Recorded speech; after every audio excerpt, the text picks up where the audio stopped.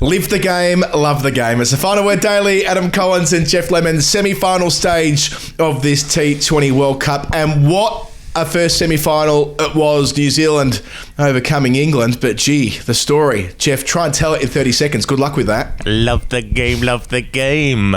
Let's start by saying England out. Let's take 5 seconds just to think about that. They just didn't make enough. A decent score, 166, but not quite enough. 40 for 1 in the power play.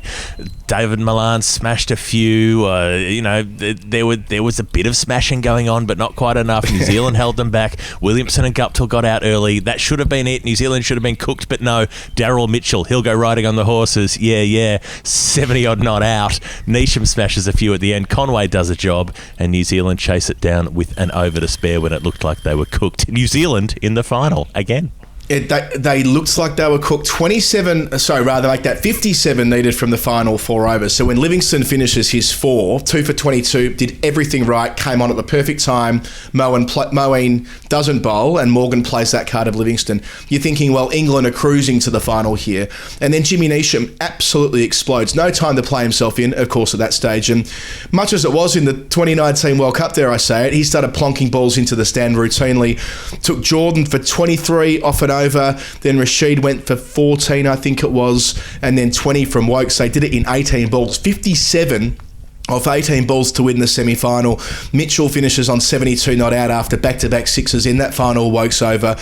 It was Neesham who broke it open with 27 from 11. Conway played a really important role as well after New Zealand at one stage were 13 for 2. Chris Wokes, who had barely played T20 internationals for the previous 5 years until about July this year, gets Guptill and Williamson in his first 2 overs, including a wicket maiden. And look, it was ultimately Wokes who was bowling when the winning runs were scored. But yeah, the match winner, as Simon Dool kept saying over and over on commentary, it was the big boy power that was being brought by Neesham and then subsequently Mitchell, and England had no answer. And sure, some of the bowling might have been in the slot and there to be hit where they just missed their Yorkers, but that's the margin for error. We're hearing a lot of the analysts talking these days about why Yorkers actually aren't as high a percentage delivery in T20 cricket as we used to think, because players are so adept with range hitting. You only need to be 6 inches off either way and it can go for 6, and that was certainly the evidence of what we saw in the 17th over and the 19th over when New Zealand won it. Do you think that Jimmy Neesham will be, say, driving around his hometown from now on just saying, big boy power, big boy power, pop in for a coffee at the local, big boy power, big boy power? Look, it was serious range hitting from him. It felt really good seeing something go right for poor old James Neesham. I mean, I think we've all carried with us something of the heartbreak of his online posts after the 2019 World Cup final. So he's got to another World Cup final past England. They'll play either Australia or Pakistan. But it's worth taking a moment just to consider England's gone. I mean, everybody assumed England was supposed to be the favourites. Pakistan have made themselves maybe equal favourites over the last couple of weeks with a brilliant run in this tournament, but I don't think anybody picked them to be that before the tournament began. England were supposed to be the team that is the best at this kind of format of cricket, and it didn't really come off for them. I mean, I was looking at their power play numbers, because 40 for 1 I thought it's pretty low, but they were 39 for 3 against the West Indies in the power play, chasing 50 odd. They were 30 something against Sri Lanka. They haven't exploded in the same way as we might have expected them to do. Like the 2019 the 2015 to 2019 England 50 over template was go massive, go bigger than anybody else, and make sure that they just cannot catch you. And maybe it's partly been conditions. Today they've lost Jason Roy. They've had their lineup has been a bit unsettled with emissions, but they haven't been able to just go after the bowling in the way that you would have expected England to do it, and that's been really through the duration of this tournament. And it was the same again tonight. 166, that's not an England total. From this lineup you expect 190, 200, 210. Yeah, I suppose that's right on the crude numbers. The mitigating factor there was that it was a bit of a slowish, sluggish pitch, which emphasises how good the hitting was at the end, by the way. Maybe a bit of extra dew on the ball might have helped get some extra pace in at the very death, but generally speaking, that suited Tim Southey, who only conceded, I think, 24 runs from his 4 overs, a couple of wickets, ever reliable. East Shoddy as well, who was able to get Butler out reverse sweeping. So New Zealand did a lot right. They had the right lineup for it. Perhaps them lacking a bit of express pace might have helped New Zealand tonight. Bolt went around a little bit, taking none for 40, but taken as a whole, Moeen Ali's unbeaten half century was a glorious intervention, and Liam Livingstone whacking 17 from 10. But yeah, it wasn't 70 off 35 or something like that. Maybe Livingstone could have batted higher up the list. I'm mindful of sort of Monday morning quarterbacking the England setup, because they did play some glorious cricket. But the other point you raise around where they sit in the pecking order, we saw it with India as well, didn't we? Timing is everything in tournament play. It was the same for England actually in 2019. But the difference in a 50-over World Cup, you have enough time for a slump and then to come back again. Now, England have effectively lost their last 2 games of the competition against South Africa and against New Zealand in the semi-final. To that point, they looked just about invincible. They were unbelievably strong against Australia with the ball, and then the way they knocked off that paltry total with ease, the way they fought back against Sri Lanka with Josh Butler's century. I mean, there are some moments of brilliance from England here. It's just that they've had their trough at the point you can't afford to have a trough. And by contrast, India were going through the gears, having 2 thumping victories at the point when they lost control of their own destiny. So, yeah, there is a little bit of timing is everything in tournament play, and that suits New Zealand as well, who've gotten better and better through the competition after losing their first game. They've done just about everything right too. So even though they'll take on Pakistan or Australia, I suppose if Pakistan wins, they'll go in raging hot favour. But New Zealand won't be lacking in belief, having just beaten England in that kind of style as well, not giving in. I mean, a lot of emphasis will be put on, and we've already put on what happened in overs 18 or 17, 18, 19, but over 11 as well. Only made 58 runs in the first 10 overs. They needed to consolidate after Williamson was out, so Conway and Mitchell are doing the spade work there. But over 11, they take Mark Wood for 15 runs. They made a point of going after Wood at that exact juncture. Perfect timing. They don't quit. They don't throw in the towel. They've got the right attitude for T20 cricket, and now they're in another World Cup final. I think it was all about interventions at key times. I mean, Southey bowling an over in New Zealand's power play, conceding 1 run, that felt significant at the time. The fact that, David Malan actually played really nicely. There's a lot of bashing up at David Malan for not scoring quickly enough, but he made 41 briskly off 25 balls, I think it was. Just as he started to get going, he picked up a 6 over the leg side, the first 6 of the innings for England, and then was out to the following delivery, I think, with a little bit unlucky, sort of edging one behind.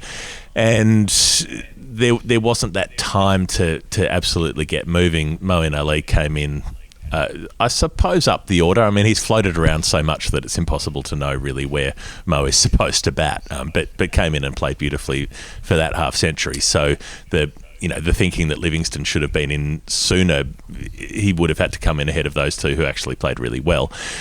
Livingstone had a bit more time to belt the ball around, but got out. Look, he hit 1 massive 6 and forehanded that boundary, wide of long off. That was serious power. I mean, they had a fielder out there for that shot, and it just beat him into the fence nonetheless. And you can't expect a player like Livingstone to come off every time.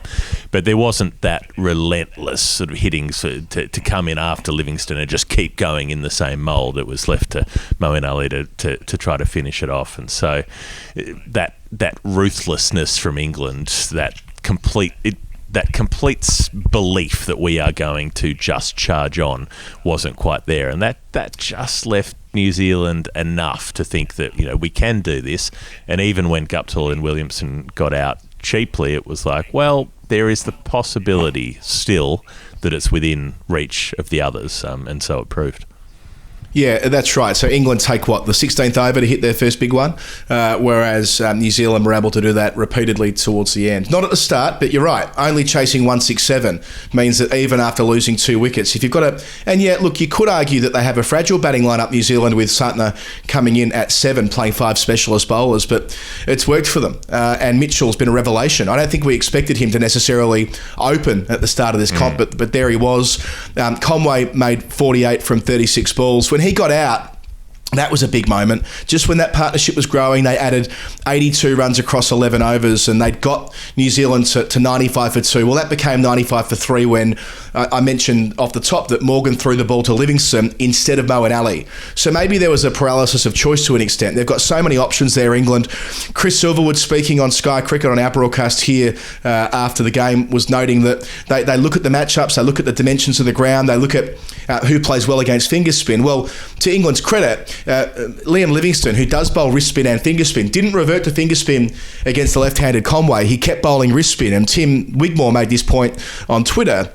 That's because Conway has a ridiculous record against right-arm off-spin. So Livingston kept bowling wrist spin and got through him with a slider. Good, nice stumping from Josh Butler. And in the second wicket that Livingston gets, it feels like New Zealand are really teetering on the edge at that point. Yeah, and it takes that belief thing that is intangible. Look, England might have options galore, but New Zealand rather, perhaps with fewer options. The guys they do have believe in themselves. And look, they're on the circuit, aren't they? I mean, they all are to a degree, but a player like Daryl Mitchell, I saw him carve it up for Middlesex this year in the T20 Blast. And yeah, sure, he's not playing in the Indian Premier League, but he's getting different types of experiences. He's a bit of a journeyman and an unbeaten 72 not out. No one will forget the way he was able to smash Wokes back over his head twice in what became the final over. And he played beautifully against India at the start of the comp as well. It feels like a long time ago, but his 49 there laid the foundation to effectively knock India out of the competition. So Mitchell won't be a player we forget or underrate in a hurry.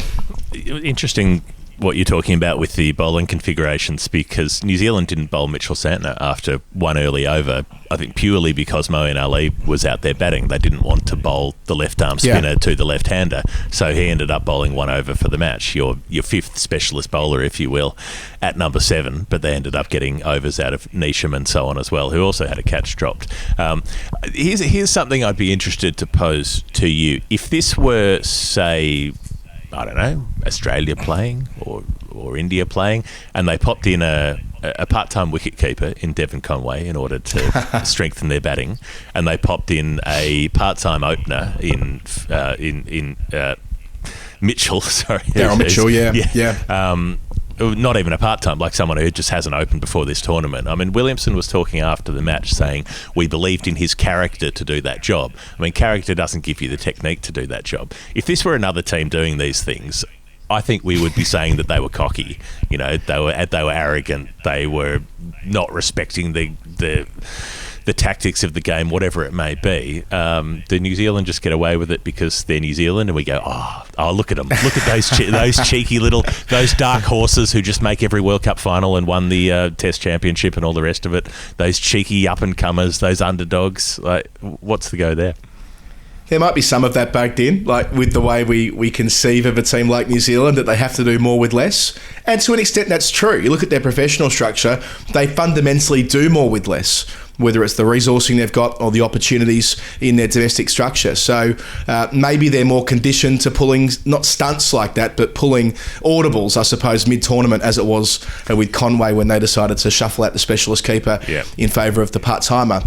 And even look at the way they could have taken the view with a couple of overs to go, look, let's take this deep, let's take it to the 20th over. I mean, Neesham is caught. We haven't even mentioned the spectacular catch from Johnny Bairstow that wasn't. Diving away to his left, full stretch, a brilliant piece of relay fielding. I mean, for the briefest moment, you're thinking, this is an all-time great World Cup catch, full stop, no caveat. But his left knee was just kissing the Toblerone at the time, which meant it was 6 runs instead. And the next ball, Neesham tried to do exactly the same thing, and the ball fell. Were bisected Livingston and Bairstow. It was probably Livingston's catch. He didn't dive for it. Neither did Bairstow, and that's where England looked like they were rattled. The whole experience of Chris Jordan, who to that point, by the way, I think he had none for 8 from 2 overs, and then concedes 23 from his serve, and in the end wasn't required for a fourth. They were just shaken, and you could see by the way that Butler's body language at one stage, Jordan's body language when nobody dived, that New Zealand believed they were going to get it done and get it done early, to not leave it to the last over, and that's the attitude they took, and Wokes came on. So full credit to them for keeping the foot on the back of the throat. I've loved seeing Daryl Mitchell out there just going for it. He just oozes like he should be, running a personal trainer class in the park that you go past. He's got that super big smile. He seems pumped to be out there, to find himself out there. A word for Phillips as well, who didn't make any runs and didn't do much with the ball, but just hurled himself around, crashed into the boundary rope, cut open his hand, smashing into one of those boundary fences, those LED advertising fences, because God knows it's more important to advertise Seat tyres or whatever the hell, rather than give players a bit of leeway to not crash into a heavy object. Everything about the way New Zealand went at it today was exciting. It was fully committed, and they deserve to be in a final. That they do. The second semi is tomorrow. Before we get to briefly talking about that, we have the Hall of Fame, or a couple of moments to induct to the Woodstock Cricket Hall of Fame, the best cricket bats in the world. We told you all tournament, don't miss out. TFW20 is the offer code, woodstockcricket.co.uk. Not just the best bat in England, the best 2 bats in England, independently verified in a blind test earlier this year. woodstockcricket.co.uk. Get yourself a bat for Christmas. The offer code is TFW20 for 20% off. Jeff, what took your fancy for the Hall of Fame today? You cannot go past the fact, and look, this is going to be obvious, but it's England, New Zealand. You're thinking 2019, you're thinking the World Cup final, you're thinking a 6 being conceded by somebody stepping on the rope, and then they only go and do it again. They go and do it again. And look, for Bairstow, it wasn't an error. It wasn't that he slipped up like Trent Boult. It wasn't that he became unaware of his surroundings. He was doing his level best to fly through the air as he does, but still, they got a 6 from a rope touch at a crucial time that helped get them over the line. And so maybe that just eases the hurt a little bit for New Zealand. Yeah, my sense is that England fans, gutted as they might well be, understand that it would be a bit rich for them to start moaning about what just happened then, especially given it was Jimmy Neesham who was caught on the boundary, and we all know how integral to the drama at Lords in July 2019 the New Zealand all-rounder was. So, one for the good guys there. What did I have for the... I had like an anti-Hall of Fame. I don't think the Barmy Army are well served when there isn't other noise around the ground. When it's just them and you can hear every word they're saying and every song. I noted on Twitter at one stage, England were within their rights... Songs. Well, exactly. England were in their rights to not want to win today in order to not have to listen to the Barmy Army over the rope in the final. Such was the monotonous way they went about it today. I get the Barmy Army do great things supporting the game. I'm having a bit of fun there, but no, they weren't, shall we say, on peak form. They work better in big crowds. Might be a more appropriate way of explaining their output. Another anti-Hall of Fame. Maybe like anchovies on a pizza can add to it, but you don't want a pizza entirely comprised of anchovies. That's a far better way of putting it. And Daryl Mitchell, Daz, love ya, truly love ya, one of my faves. Please don't call the final the big dance. Anyone that starts taking language from footy, some of the worst, arguably the worst thing we've given cricket is a desire to be more like Australian rules football in Australia. I really dislike that. I love both sports passionately, but the way they cross-pollinate sometimes, and the jargon known as the big dance, Daryl Mitchell used it tonight. It doesn't need to happen again. If you keep saying it, we're going to have to cancel you, Daz, so don't do it. Oh, cancel culture. It's coming for you. It's coming for you. Well, I mean, England may well think at the end of their bowling innings, go Wokes, go Brokes.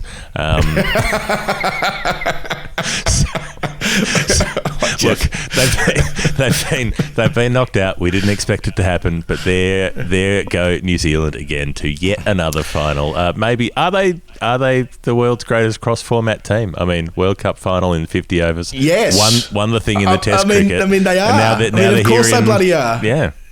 Yeah, I mean, I think it's a great story, and look, we'll get more of a chance to reflect on New Zealand's rise as we sort of do the post-mortem on the tournament. But absolutely, and look, if they won it, it would reinforce how much they have done to develop themselves into a team that can't be underrated and undermined and patronised anymore. When they come to a major tournament and when they play Test cricket, they should be treated with the utmost respect. The second semi-final tomorrow, Jeff. I always get excited when I hear the term the second semi-final. As a kid growing up, as you know, to now go back into footy, as I said I shouldn't do, that was always the big semi-final, the major semi-final. Well, it's Pakistan, who've been undefeated and brilliant, against Australia, who've been scratchy but quite good at times, and they haven't had to bat too deeply in recent games. Glenn Maxwell was unbeaten on 0 in the last 2 chases, for example. So I can't wait. If it's half as good as tonight, it'll be a belter. Bring it on. We'll be there, of course, on the Final Word daily, because that's what a daily is. It's us doing the matches in the tournament every day that they happen. And then the final on Sunday. If you've enjoyed watching the show, thank you for your company. Post the links around, hit the subscribe, do all that good stuff, and you can check us out on patreon.com/thefinalword if you want to get more involved. All right, that's it for us. Semi-final 1 done. New Zealand into the final. We'll talk again tomorrow. Good night.